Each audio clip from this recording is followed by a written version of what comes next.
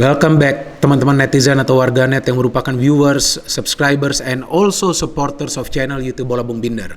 In this new content of channel YouTube Triple B, saya ingin membahas tentang transfer update dari Chelsea Football Club. Yang saya ikutin perkembangan beritanya bahwa Chelsea sedang bernegosiasi dengan Atletico Madrid untuk meminjam Saul Niguez dengan opsi pembelian di akhir musim dan juga sedang bernegosiasi dengan Sevilla untuk membeli Jules Koundé. Sementara itu juga Chelsea sedang berusaha untuk meminjamkan beberapa pemain mereka dan juga untuk menjual beberapa pemain mereka yang tidak dibutuhkan untuk musim ini. Sebetulnya untuk apa sih Chelsea membeli atau juga meminjam pemain baru lagi? Kan di awal musim Premier League ini mereka sudah bisa meraih 2 kali kemenangan.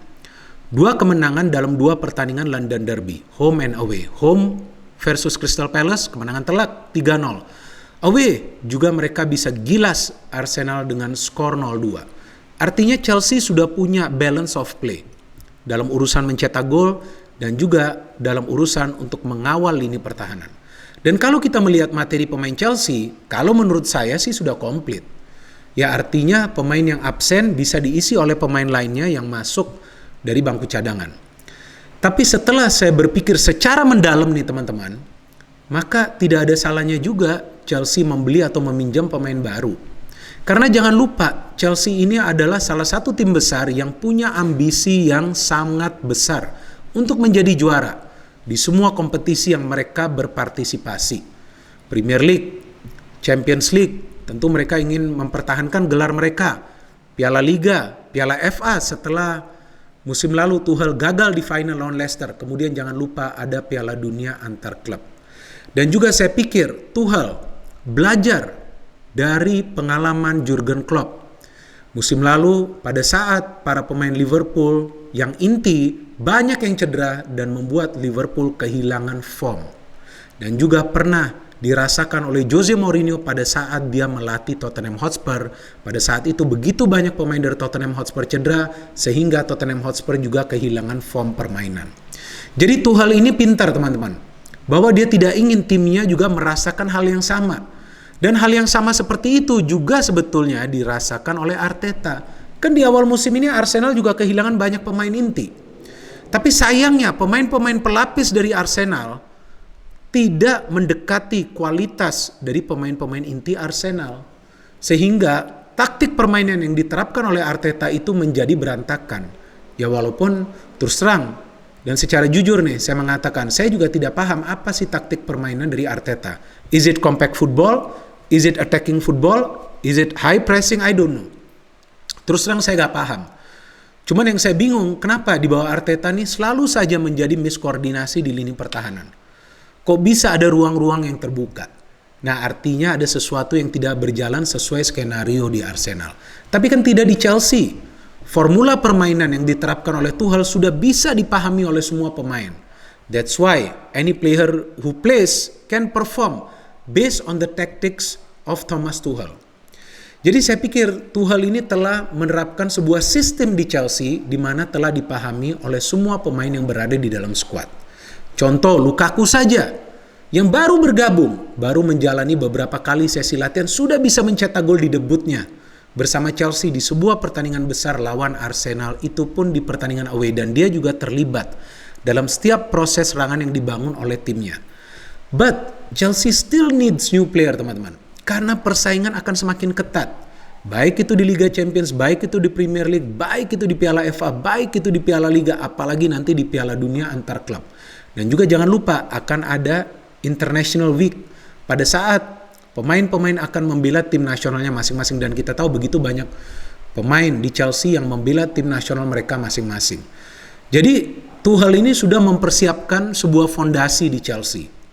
Artinya dia ingin membangun Chelsea dengan materi pemain yang merata. Dan hal yang sama sebetulnya telah dilakukan oleh Pep Guardiola di Manchester City. That's why Manchester City can win the league last season padahal mereka jarang menurunkan striker murni. Ya kalaupun ada striker justru dimainkan di sayap kan seperti Gabriel Jesus. Itu yang saya pikir coba juga untuk dibangun atau dibentuk oleh Thomas Tuchel di Chelsea. Dan yang dia pilih pemainnya juga adalah pemain-pemain yang sudah punya pengalaman. Jadi jangan seperti Arsenal. Ya maaf juga nih, saya kadang-kadang nih kalau bahas Arsenal terkeluar nih ya, keluar dari hati saya. Artinya Arsenal ini saya agak bingung. Mereka membeli banyak pemain, tapi mayoritas adalah pemain-pemain muda. Ya boleh mereka membeli pemain-pemain muda jika memang prestasi dari klubnya lagi bagus-bagusnya. Tapi kan musim lalu Arsenal gagal total. Membeli pemain-pemain muda yang justru sulit untuk perform, membutuhkan waktu untuk adaptasi, tapi tidak dengan Tuchel. Dia langsung membidik Lukaku yang sudah matang karena dia tahu he doesn't have time. Buat apa membeli pemain-pemain yang belum matang full atau istilahnya setengah matang, yang kemudian nanti akan juga mengganggu flow of the game bagi timnya. Itu juga yang dia lakukan untuk membeli pemain-pemain baru bagi Chelsea. So Chelsea akan meminjam Saul Niguez dengan opsi pembelian di akhir musim. Yang menjadi pertanyaan, kenapa Chelsea ingin meminjam dulu? Kenapa tidak langsung membeli Saul Niguez? Kan dia sudah punya pengalaman yang cukup. Dia juga merupakan pemain yang penting di Atletico Madrid. Secara permainan juga dia bisa memberikan kontribusi yang dibutuhkan oleh Atletico Madrid. Dan dia juga adalah pemain serbaguna. Dia bisa bermain di posisi attacking midfielder, dia juga bisa bermain di posisi defensive midfielder. Dan jika diperlukan dia bisa bermain keras, jika diperlukan dia bisa bermain kreatif. Tapi saya pikir ini adalah langkah yang bijak dari Thomas Tuchel. Bahwa dia ingin dulu melihat kemampuan dari Saul. Apakah Saul bisa atau tidak bersaing dengan pemain-pemain lain Chelsea yang berada di lini tengah. Jangan lupa ada Jorginho, ada Kovacic, dan juga ada Kante. Banyak yang menilai Kovacic ini tidak cocok bermain di lini tengah Chelsea. Padahal dia memberikan assist tuh. Atau dia membuka ruang. Bukan assist ya. Apa assist itu yang dia berikan? Saya lupa juga. Kepada Reece James. Oh bukan, dia memberikan umpan ya kepada Reece James yang berdiri free. Kemudian James memberikan umpan kepada Lukaku. Artinya Kovacic juga adalah pemain yang punya visi permainan. Dia juga menjadi salah satu pemain penting di Chelsea. Tapi Tuchel juga ingin memberikan persaingan kepada semua pemain Chelsea yang berada di tengah. Bahwa nih loh, saya punya pemain baru yang saya masih pinjam. Tapi jika pemain ini bisa perform dan juga bisa bersaing dengan kalian, maka saya akan membeli pemain ini. Jadi semacam warning sign kepada para pemain Chelsea lain yang berada di tengah bahwa mereka harus perform setiap kali mereka turun bertanding. Dan juga itu menjadi sebuah persaingan yang sehat karena akan meningkatkan performance dari tim. And now the second player, Jules Koundé. Kenapa harus beli Jules Koundé? Kan sudah ada Chalobah, tapi jangan salah, Chalobah kan masih sangat amat muda dan baru pengalaman awalnya bermain di skuad senior Chelsea. Jadi dia masih butuh waktu untuk menjadi pemain yang penting. Tapi Jules Koundé ini sudah pemain yang matang. Dia sudah berhasil membawa Sevilla menjadi juara Europa League beberapa musim yang lalu. Dan dia juga sudah dipanggil oleh tim nasional Prancis. Dia bermain di Euro 2020. Dia bisa bermain di sebelah kanan, dia bisa bermain di tengah. Dan juga kita tahu bahwa Chelsea punya pemain senior di pertahanan seperti Thiago Silva yang belum tentu selalu fit. Dan juga Cesar Azpilicueta yang kadang-kadang juga dipasang atau diturunkan sebagai wingback. Jadi Tuchel ini pintar teman-teman. Dia ingin membangun Chelsea dengan materi pemain yang merata. Artinya pemain manapun yang dia turunkan akan bisa perform sesuai dengan game plan yang dia terapkan. Itu yang akan membuat Chelsea menjadi the super team. The super team itu artinya apa? Bahwa lawan siapa saja performance Chelsea itu akan tetap stabil. Seperti yang mereka tunjukkan. Mereka baru saja bermain di Super Cup sampai ke adu penalti, tapi selang beberapa hari mereka bermain di Liga, mereka bisa bantai Crystal Palace dengan skor 3-0. Chelsea kemudian bermain di Arsenal. Arsenal punya determinasi untuk menang setelah dibantai di first match oleh Brentford dengan skor 2-0. Saya katakan bantai karena kan kalahnya lawan tim promosi.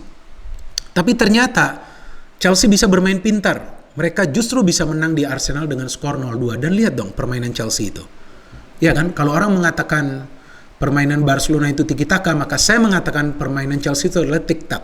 1-2 sentuhan, mereka sudah bisa membuka pertahanan dari tim lawan. Dan Jules Koundé juga adalah ball playing defender. Dia juga bisa memberikan umpan-umpan jauh dari lini pertahanan. Dan Saul kita tahu adalah pemain yang aktif bergerak. Apakah itu untuk menyerang atau juga untuk bertahan. Jadi saya pikir langkah Chelsea untuk meminjam atau juga membeli pemain baru adalah langkah yang fantastis. Karena sudah terlihat bahwa Chelsea hanya mengincar menjadi juara musim ini. Apakah itu di Premier League, atau di Piala FA, atau di Piala Liga. Bisa juga di Champions League, kenapa tidak? Tim ini sudah punya kestabilan dalam urusan permainan. Dan juga masih ada Piala Dunia antar klub. And they have a master tactician in Thomas Tuchel. Dia bisa mengeluarkan kemampuan terbaiknya dari para pemainnya. Contoh, dia bisa membuat Havertz juga bermain lebih efektif. Contoh, coba lihat penampilan Ziyech musim lalu dan musim ini. Lebih berkontribusi kan? Lebih terlibat dalam proses permainan. Ya itulah saya pikir hebatnya Roman Abramovich. Dia memilih pelatih yang bisa merubah Chelsea menjadi the winning team. Jadi kita tunggu saja. Pada saat kedua pemain ini akan diperkenalkan secara resmi, saya pikir dalam 1-2 hari kedua pemain ini sudah akan diresmikan kontraknya sebagai pemain baru Chelsea. Dan bagi teman-teman yang ingin memberikan pemikiran kalian, silakan kalian bisa memberikan komentar di kolom komentar di bawah konten ini, sambil saya juga akan menunggu bagaimana nanti perkembangan transfer update dari tim-tim lainnya yang akan juga saya mereview di channel YouTube Bola Bung Binder. No hate, only football, salam sepak bola.